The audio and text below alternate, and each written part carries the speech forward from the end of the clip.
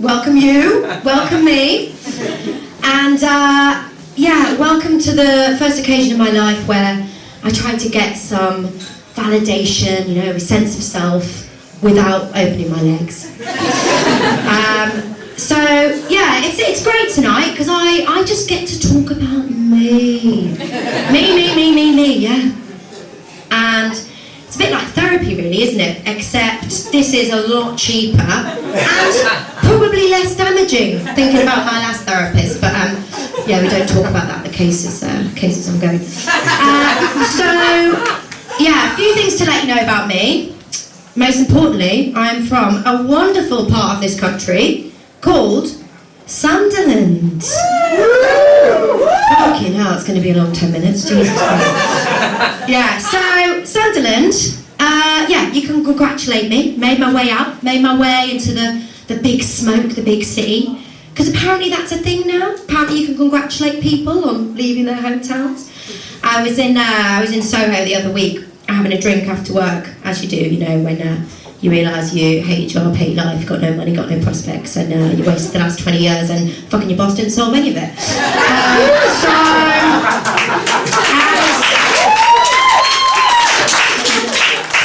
Don't laugh, it's my life. I'm here for support. What the fuck is this? So I'm sitting in this bar and absolutely pissed. And this man comes up to me and he goes, "You're right." He was a Danny Dyer impersonator. I think. Am I going to keep that voice up? Yes, I am. So he goes, "You're right. Where are you from then?" I said, "Well, what do you think?" When I told him, he stepped back, looked me up and down, and he said, "Oh," like as if I'd literally told him I just made a cure for cancer or COVID or something. I told him I was from Sunderland. He said, "You've gone far, girl. You have done so well." And I thought, bloody hell, it's a Friday night, I'm drinking by myself in Soho with you, I'm missing a nail, and I've done so well. Okay. The bar is low, ladies and gentlemen, the bar is low. A few things to know about Sunderland. 1972, almost won the FA Cup. 1992, almost won European City of Culture. Lost out to Coventry, didn't we? Anyone here from Coventry tonight? I'll see you outside. I know there was no butter in there, but I had to keep going for the rhythm.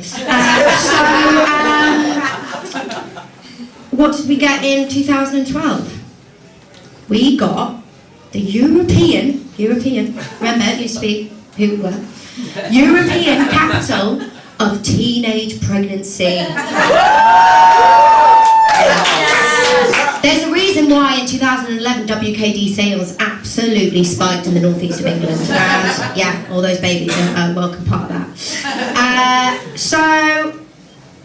Basically Sunderland is a great place to live, as long as you're, great place to visit really, as long as you're not posh, foreign, bi, gay, trans, have ginger hair, clever. Basically, as long as you're just a basic white working class person from Sunderland who speaks full pit language. Pit language is the language of the pits, because it used to be a pit town. Anyway, it's a bit about that later, so learn that now. So it's a great place to be as long as you're just, local. Anyway, there's a lot of misconceptions about Sunderland, I feel. A lot of misconceptions. But Tony Blair, does anyone remember Tony Blair? So he got wind of this, and his pledge in '97, education, it wasn't just a mouthpiece, because he, when he was on sabbatical from making wars, he started a programme called The Gifted and Talented. The Gifted and Talented. And I was selected to be a gifted and talented.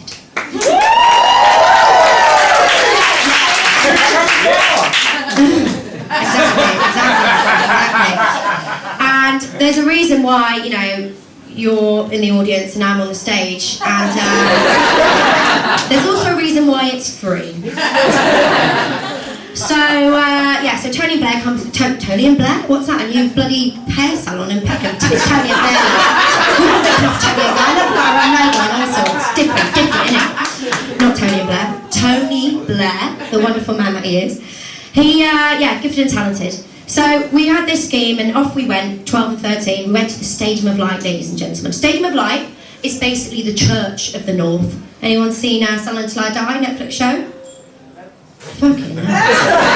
God, you guys need to, not have lives. Anyway, go to the Stadium of Light, or as the Geordies call it, Stadium of Shite. Not many gifted and talented there, as you can see. Scheme didn't stretch that far. So off we go to the Stadium of Light, and in comes the Dean of Cambridge. And he comes in, he looks absolutely petrified, shitting himself. Looks honestly as scared as Boris Johnson when the invoices from Carphone Warehouse come in every month. He sits there and he stares us all dead in the eyes. And we're 12 and 13, we're scared, we've never met anyone from the south. We think it's Shakespeare. And he looks at us dead in the eyes and he says, "Children, I know how difficult life is. I know you have to work hard to put bread on the table." Work hard? The only work we were doing was trying to shag Jason from Seven City.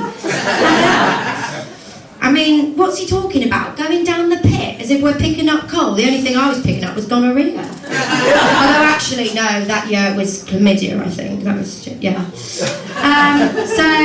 So from that, I decided I wanted a job. Decided, Oxbridge wasn't for me, despite how pleasant, he'd made it look, this Dean character. He wasn't called Dean, he was just the Dean. I decided to work in a bar. So I work in a bar in Sunderland, amazing bar, and we've got a bouncer there. Well, I was 14. We won't say it was a strip club, but there were strippers, but only on a match day, It was the type of place where, on a Saturday, they'd play the Bill theme tune when the police came in. And all the strippers had come out with their whips. It was, do you know what? Best education I ever got. Basically, there was a bouncer there called Bernie, and Bernie, if you looked at him from a distance, he looked like he had one eye. He didn't, he had two. But when you went closer, you saw he had two, but honestly, from a distance, you thought he had one eye, Cyclops. Hell of a man. So anyway, Bernie said to me, he said, "Call it." Oh no, sorry, that's Danny Dyer, isn't it? What's my Sunderland here? He says, "Darling, I've got something to tell you." I know, that's more London as well. My dad was here and be crying. "Why can't you speak like you're from Sunderland anymore?" It's because no one took me seriously, Dad.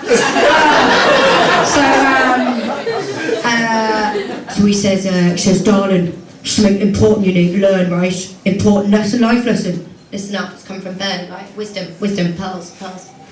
He says, "Darling, in this life, you either fuck or fight."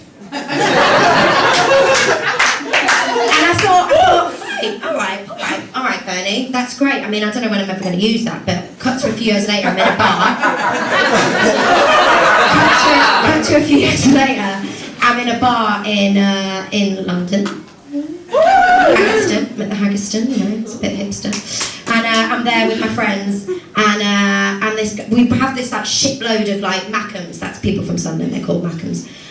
Shipload of Mackems come in, and they're all scowling about the town. And they come into the Haggerston. They're walking around, and this one guy just keeps coming up to me and my friends, and he comes up to one of us. He goes, "I love you." Goes up to the next one. "I love you." Goes up to the next one. "I'd eat your shit." So, yeah, I mean, look, it wasn't Shakespeare, but, it's pretty romantic. Going straight for the love, not even a like, lovely. Don't even have a button for that on Tinder. So anyway, he's basic. Someone's phone's on, that's very rude. And he's fucking performing! The absolute cheek of it, ladies and gentlemen. Get him here. Yeah, it's Danny's back again. Where was I?